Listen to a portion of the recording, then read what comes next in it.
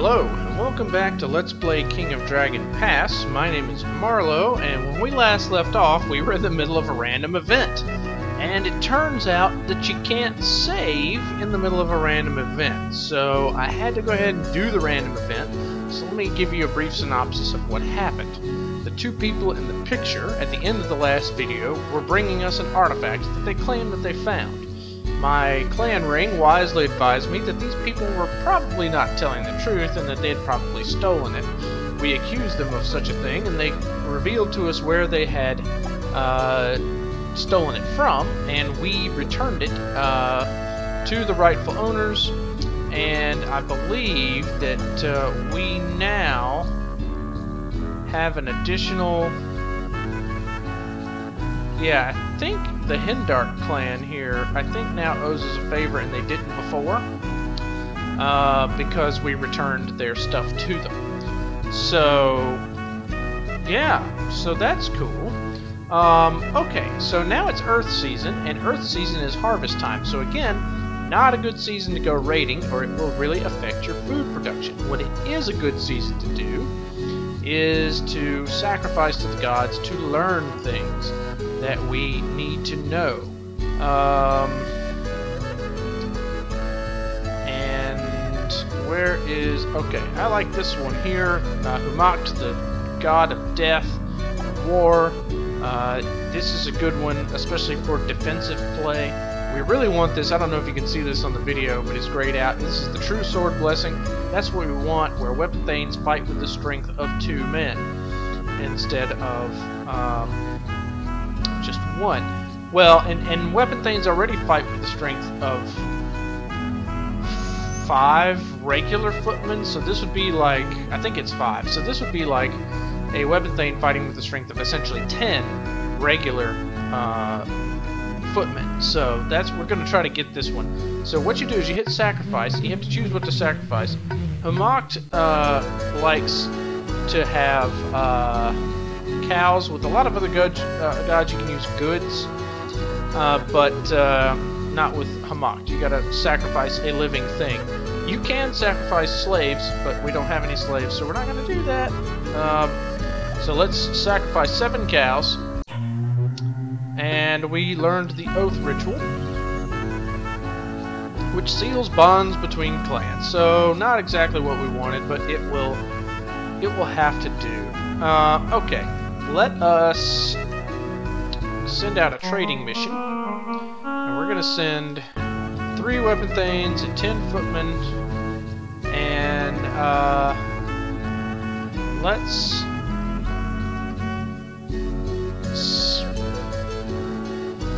see if we can get a trade route going with somebody else.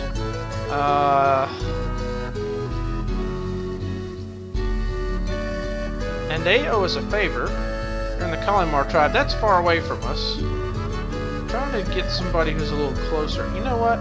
I don't remember who's close. Let's look at the map. Okay, Hindark's close. Greenwig is close, and Roxtani's close. Okay, so let's try to get a trade route with one of those people. And clearly I have forgotten where the trading button is. Okay, here we go. No. Which one is it?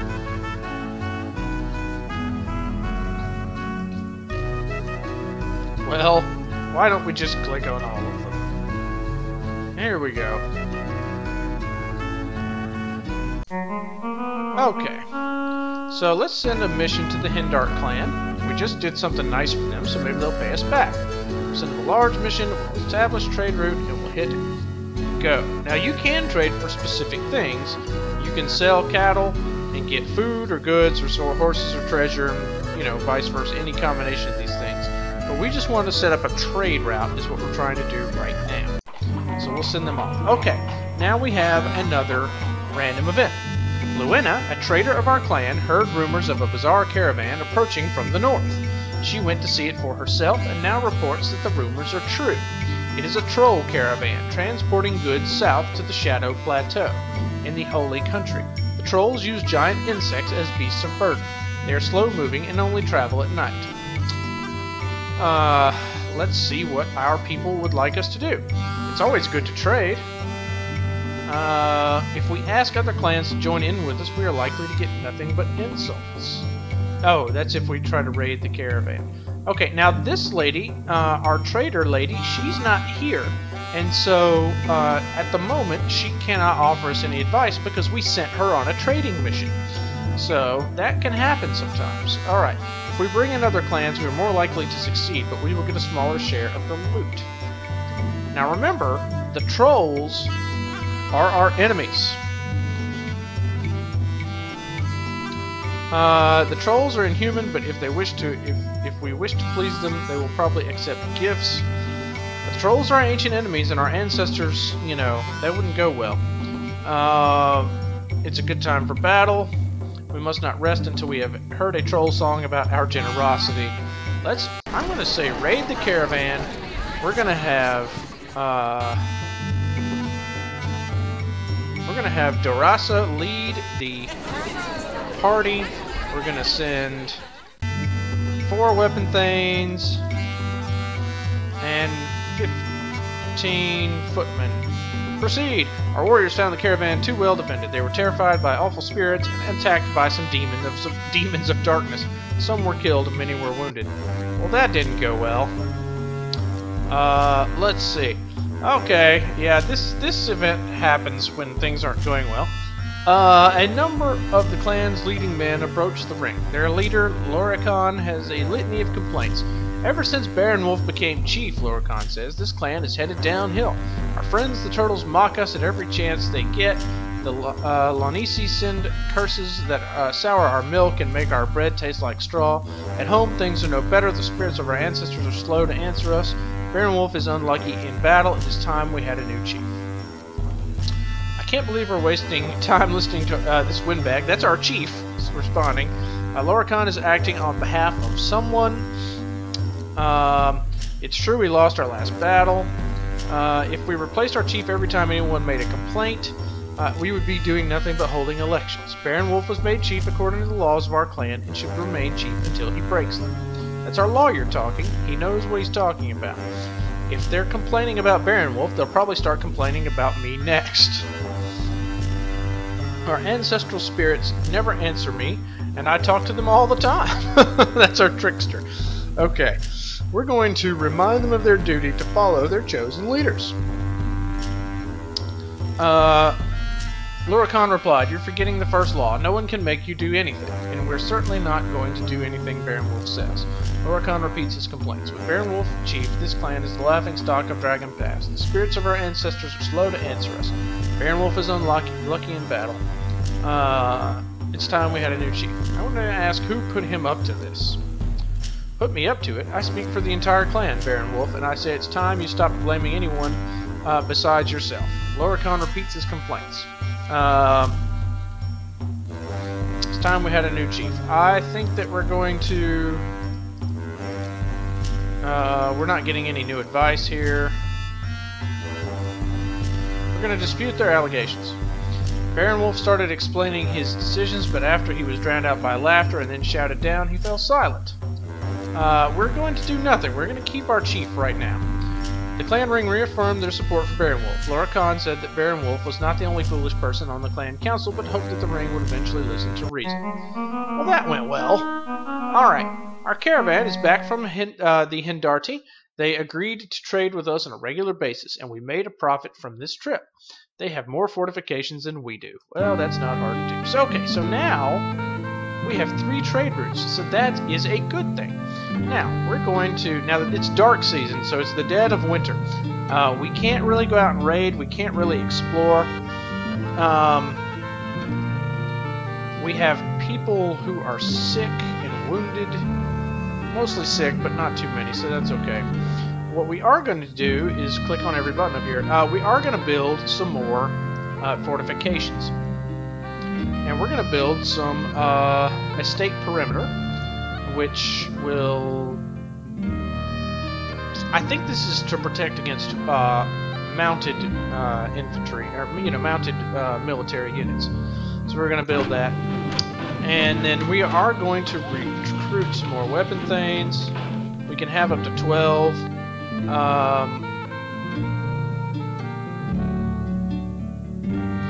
Yeah, we'll do that. And we'll recruit. Okay. Garnarth, a member of the Apple Clan, comes to you seeking aid. Plant people, the elves, have descended on our Tula and demand the right to worship at our shrine to Flamal. They will harm us if we refuse, they say, but we do not want our shrine strengthening the magic of the deadly forest folk. Okay. Let's see. We can help the apples, and it will improve our relations with them. So we could send a war party to attack the petitioning elves. We could offer the elves compensation instead of temple rights. We could convince the elves to allow the limited use of their temple by the elves, the apples. Okay. This is the moment we've been waiting for. The final reckoning. The time when the elves all die. Yeah. By the way, attacking the elves not usually going to work out well for us, especially not at this early stage of the game. Conciliation is better than fighting, I agree with that. At this point especially, the elves are terrifying opponents. If we wish to fight them, the war party must be led by someone proficient at both combat and magic. She's right. Right now the elves would kick our butts. We are not obligated to help, that's true. Flamal, who was killed and then came back, loves elves more than us. If we harm the elves, our fertility could suffer. Okay. Flamal is the god of vegetation. Some say he was married to Ernalda before she married Orloth.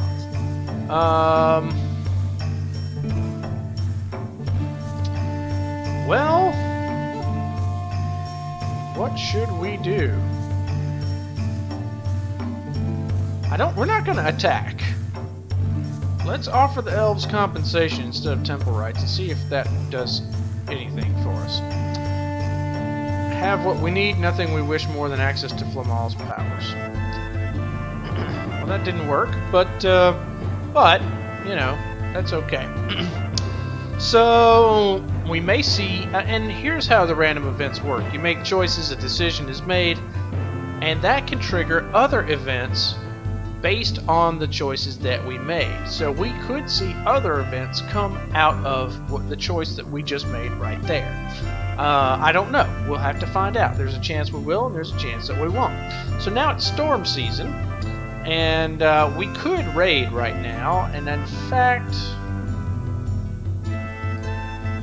you know, I'm tempted to do it. We're going to increase our patrols, but we are going to go on a little cattle raid, and let's see who the weakest is. The Boscovi are the weakest. The nearby clans. Earthen Ramparts, yes, that would be good. If we send too many warriors, they'll be spotted. That's right. The Turtles, yeah, but they're our allies, and we could raid them, even though they are our allies. Let's not forget we still have a feud with the Lonisi. If we send too many, the Boscovi are the weakest. Earthen Ramparts, it's risky but not unheard of to raid during storm season, that's true. We don't have enough warriors to defend ourselves. Furthermore, our warriors are not very happy. There's some rare practical advice from the Trickster. But we are going to raid the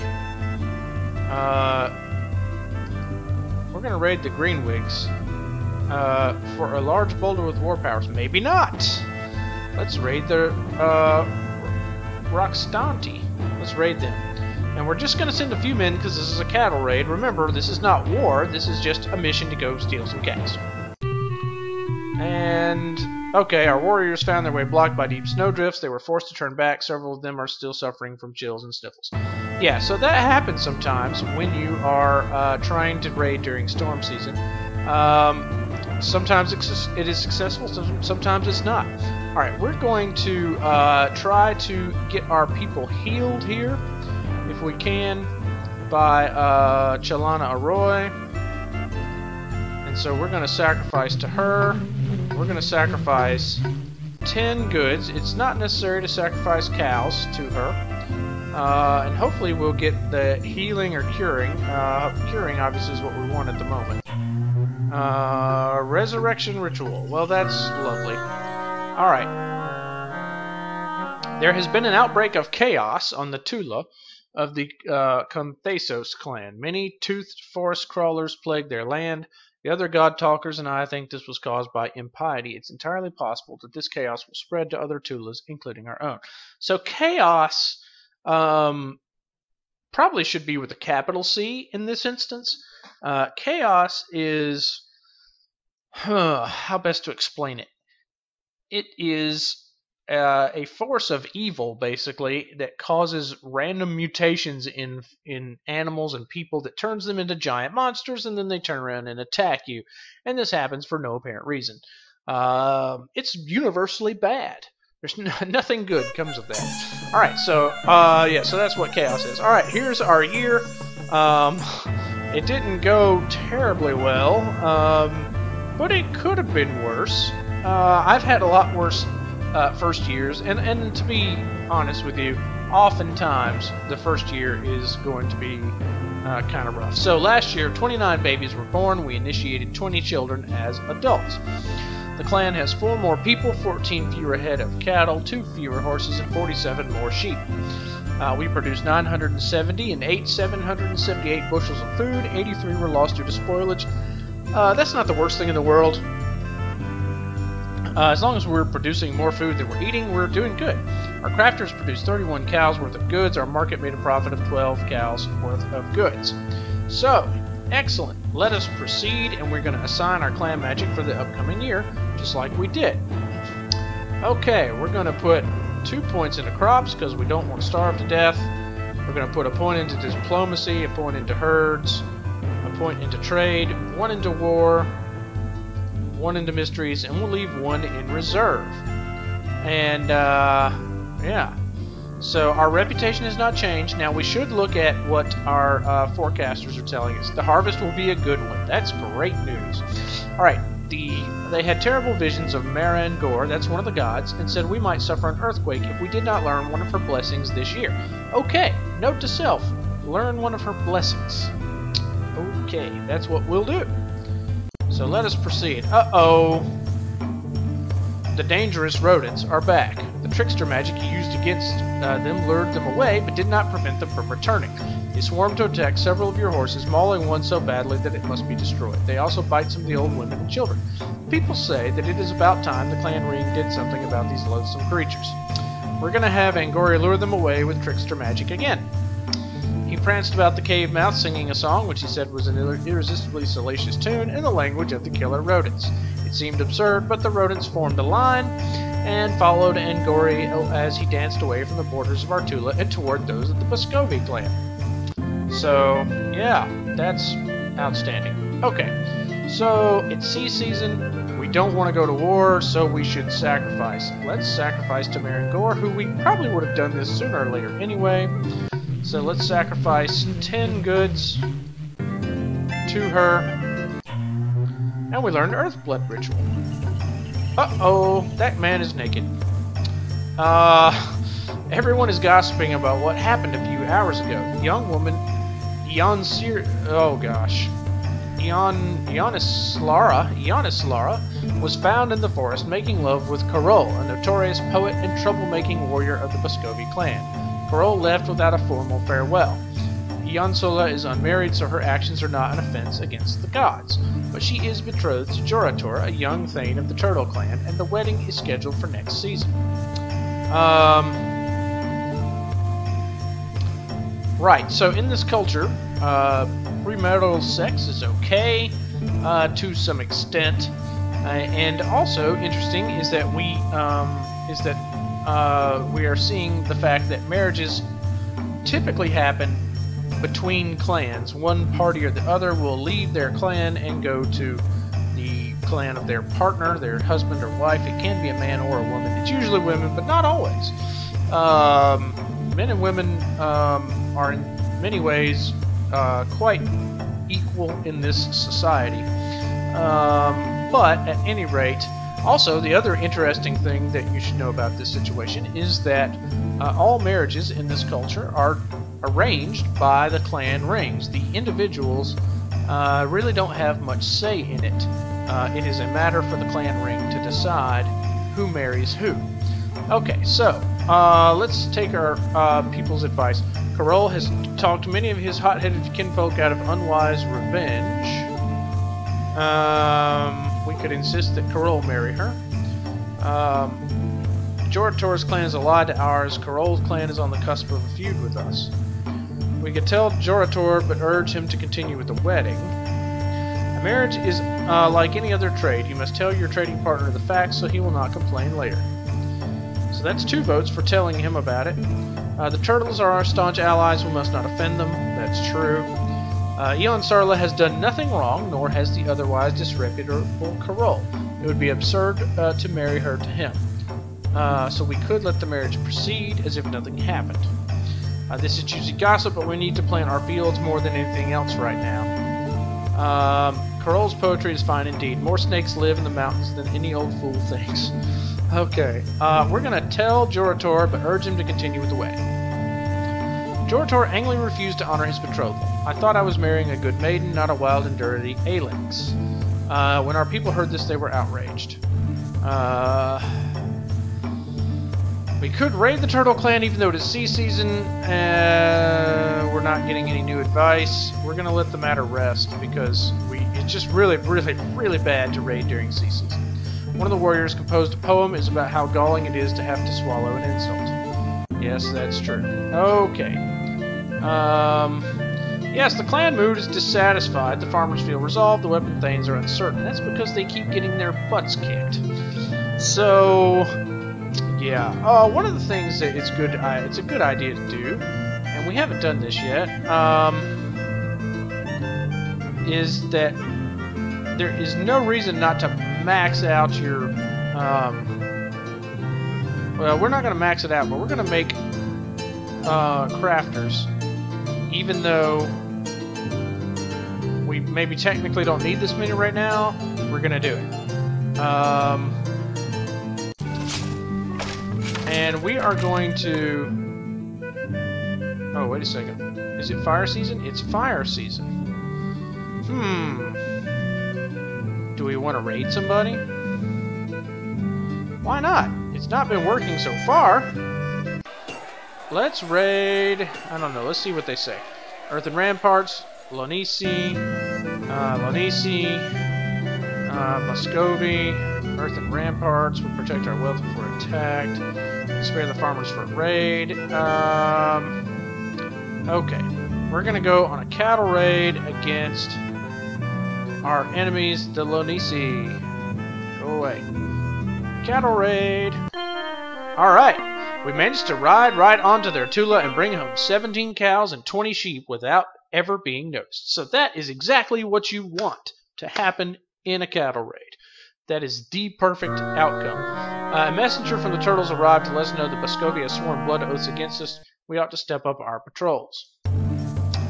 Okay, a young shepherd reports the theft of several sheep. From his description of the ragged-looking men, they are surely outlaws, men stripped of the protection of their clans. Yeah, outlaws are people that have been banished, basically, from society, and you can kill them with no consequences, basically. Let's see, I told you we need to step up our patrols. People are unhappy. Harsh punishment for this loathsome crime might renew their confidence in us. Thieves start with something small like sheep, then they move on to larger targets. I could bring these men to heel, aided only by a child and armed with only a piece of straw. Since they're outlaws, we could do anything we wanted with these men, stolen sheep or no stolen sheep. That's right. We could kill them just if we saw them. They don't even have to do anything to us, and nobody in any other clan will say a word. Since they're outlaws, we could do anything we wanted. She says the exact same thing. I admire their spunk. Let's hunt them down and kill them. Without pause, we pursued the criminals. Without mercy, we slew them. So, hopefully that will discourage further activity in that regard. Okay, now...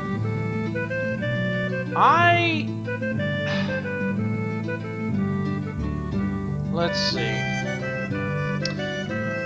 I don't like where things are going with the Muscovy. I don't really want them to... oh, we're feuding with them. Oh, goodness. Let's see if we can resolve the feud. And let's give them a gift of 10 cattle. We'll send 3 weapon thanes and 10 footmen. I really would like to resolve this feud because we already have a feud with 2 other clans, and the other reason why I want to resolve it is because their geographic location makes them a decent possibility for a tribe member later on in the game. But we want to have good relations with those clans. So generally, I think it's better to have better relations with the clans that are closest to you, and worse relations maybe with, if you're going to have bad relations with somebody, make sure it's kind of far away, because it's harder for them to raid you successfully. So we're going to see if we can resolve this feud right now. Okay, I just heard what happened with that dispute between the elves and the apples. Remember how the elves were insisting on temple rights? Well, the elves suddenly dropped their demands and melted back into the woods. Just goes to show you can never tell what elves are going to do. So that's kind of the resolution to that random event that we had before, with the elves wanting to use the other clan's temple. Alright. Alright, so this is our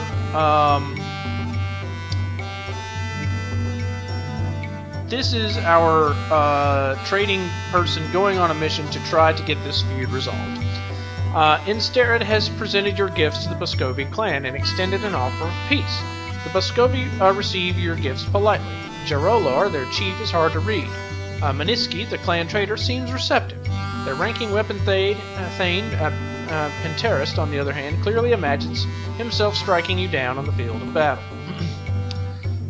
Okay, she recommends offering them wealth. Now, her bargaining, if I can get it to stay there, is renowned. That is as high as it goes. So, that means that she knows what she's talking about. So she is suggesting that we offer them wealth. 7 cows would be a minimum. We already gave them 10. I'm going to offer them 20 cows and 10 goods and see if this works. I don't know if it will work or not. We'll just have to find out. They were pleased by our generosity and we ended the feud. Okay, so that's great. So we lost cattle, we lost goods, but we've ended the feud, and that is what we wanted. Okay, we're being raided by the Boscovi. Now, okay, that's the clan we just ended the feud with, but this raid was probably already on the way, and it was just too late to stop it. So, you know, it just kind of is what it is. So, we're going to attempt, we're going to sacrifice to Orlanth.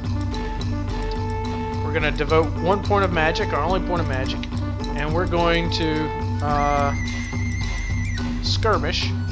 Well, let's see. They have 5 horsemen and 142 swordsmen. Luckily, our patrol spotted them, and all 12 weapon thanes as well met them, as well as 130 of the Fury. That's like our swordsmen. So we're going to let's charge and see if we can drive them off. Proceed. Okay, both sides were eager to engage. There was a terrific fight. Their magic was stronger than ours, but we were not dismayed. We drove the Boscovi off, and their survivors left without plundering our Tula. So they captured nothing. We captured 1 horse. Well, with the careful attention, our auxiliaries kept 1 warrior from dying and bandaged 1 of the wounded. And we killed 22, wounded 22 of their men, killed 12, and killed 1 of their weapon thanes. And we lost none of that stuff. Alright, now we're being raided by the Lysoni. So, we're going to drive them off, we're going to charge, and proceed. Alright, the Lysoni had burned 3 steads before we mustered our warriors. We rushed the Lysoni formation while they were still sacrificing to their gods. The first seconds of the battle passed too quickly for Randan to remember. He has only a fleeting impression of charging the enemy warriors. How should he fight the rest of the battle? We're going to tell him to lead our warriors to victory. Our ancestors would have been proud of Randan's courage and skill. Our warriors beat their swords against their shields for him and fought the Lysoni so hard that they hardly realized they had won the battle, even though we had been forced to retire from the field. So we lost. They stole 9 of our cows and 7 horses. They burned 4 more of our steads. With their careful attention, our auxiliaries saved a couple of people. So we had some... Okay, well, they beat us, but not too bad. We could have lost a lot more. So, it is now Earth season. And so I think what we ought to do now is, again, sacrifice to the gods.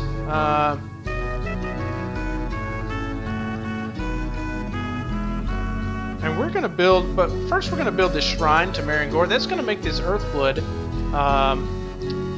the Earthblood bonus permanent. It improves the fertility of our fields when people are killed on them, which seems to be happening quite a bit. So we're going to build. Okay. So we're going to build that. Okay. Ionsarla, whose betrothal to Jorator of the Turtles was broken off after her seduction by Carol, the poet of Muscovy, is now pregnant. Iosarla is very happy, but her kinfolk see her pregnancy as a reminder of an embarrassing chain of events. Okay. Good King Oskol was born outside the marriage bond. Okay, that's not helpful. Carol's clan dislikes us more than Jorator's clan. Who cares? Okay. It'll be easier to force Carol to marry her than to force Jorator. Ionsarla has broken neither law nor custom. This is a private matter and should remain so.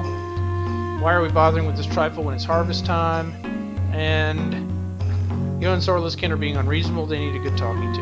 I'm actually going to leave this matter to her kinfolk because there are actually times in this game when you as the ring should basically say, this is not our problem. And I think this is one of those times. I mean, three different clan ring members are telling us that this is what we should do. Our lawyer here is telling us that she has broken neither law nor custom. It is a private matter. It's not really a matter for the clan ring, is what he's saying. Okay, sorry, I had a little hiccup there. Alright, that's what we're gonna say is number 3. People were happy that the ring did not interfere. So, that's good. People are happy about that. Alright, so we've got that Earthblood ritual, but I also want to try to get Chalana Arroy. Healing would be good. Oh gosh. We don't have hardly any goods because it's the end of the year. We're just going to sacrifice all of them. We learn the details of Chalana Arroy heals the scars. What is that? That is a story that you remember I showed you an episode or two ago about how we know the stories of our people's past, but we don't know all the details of every story. Well, we just learned the details of one of those stories. So if we chose to do a hero quest as to that story, we could read that story and see what choices we should probably make on the quest. Alright, Angori tells us that this year's harvest was a good one. Unfortunately, the sacred time rituals were performed for our crops had little effect. The harvest could have been even better. But that's okay. We're not going to starve. Okay. I'm going to sacrifice to the gods again. This time to Umakt. Still would love to get that, still would love to get the True Sword ritual. Is really what we want. So, we're gonna try. Oh, we didn't get anything. Okay. A small group of Tusk Raiders raid Yertula. They desecrated the temple. They desecrate the temple to Orlanth. Okay. They desecrated the temple. The gods will surely aid us in destroying them. If the best way to rid ourselves of Tusk Riders is to divert them to another enemy, we should send them against the Lonisi, who hate us anyway. Okay. Tusk Riders are easy to outbargain, except for the fact that they are easily tempted to violence. Send at least 10 warriors to kill Tusk Riders and at least 5 to bargain with them. Okay. I can't believe they... Didn't we... What about the increasing... I hate Tusk Riders. Okay. Sacrificing to Orlanth or another war god will strengthen our clan magic. Then we can attack the Tusk Riders and have a good chance of winning. Tusk Riders are half human, half troll, and all nasty. I think we're going to sacrifice to the gods for aid. we're going to sacrifice to...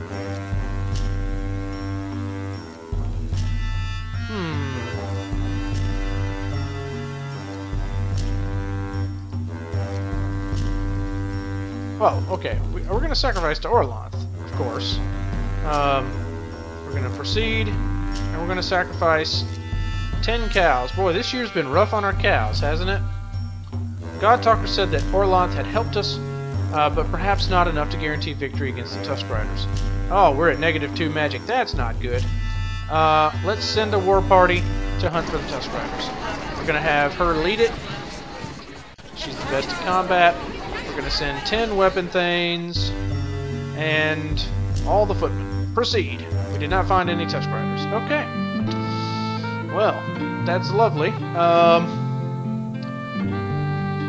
Let's check out our people screen here. We still have a bunch of people sick, but there's not much we can do about it at this point. Our sacrificing is not going well. What we're going to do is we're going to send people to explore Artula. We're going to send 3 weapon thanes, 10 footmen, explore slowly, and go. We didn't find anything interesting. Okay. Alright. A scouting party discovers rich farmland not far from your stead. It is inhabited by strange beast folk who behave sort of like normal Orlanthi and call themselves cabbage ducks. For once, both the warriors and Carls agree. It would be a fine thing to drive these small, inhuman creatures from this fertile valley and claim it as your own. Alright. The ducks are not of our kind. We owe no obligation to them. That's true. If we don't attack them, some other clan will. Demand tribute, but not so much that they feel resistance is the only option. It is better to gain something for no effort than everything at too high a price. The ducks know their home terrain. Many a brave man has been humiliated because he underestimated a foe. So that's our war leader telling us not to attack them, basically. Our lawyer tells us the ducks appear to practice a corrupted version of Orlanthi ways. Let's not be too bold. You never know what strange magic members of the elder races might wield. And Carls and fighters agree on something for once, and we're thinking of denying them? If we don't attack the ducks, we'll be deafened by grumbling. Okay, I think... I gotta be honest with you, I've attacked them many times, and I have never been successful in other games, so I'm not gonna do it now. Instead, I'm gonna ask them to give us 50 food, food enough to feed 50 of our people, and they'll agree. They always agree. Yeah, they swore oaths to pay after the harvest, so that's good. And we're being attacked by the trolls. Outstanding. Alright, drive them off, charge, proceed. They stole 29 cows and 6 horses. Alright, and they killed a bunch of our guys. Well, alright then. Well, this is not going terribly well. So, yeah, so we're going to see if we can do any better in the future, but this video's gone a bit over for now, so we'll stop the episode here and, you know, see if we can turn this thing around in the next one. So until then, I hope you're doing well. Hope you continue to do well, and I'll catch you then.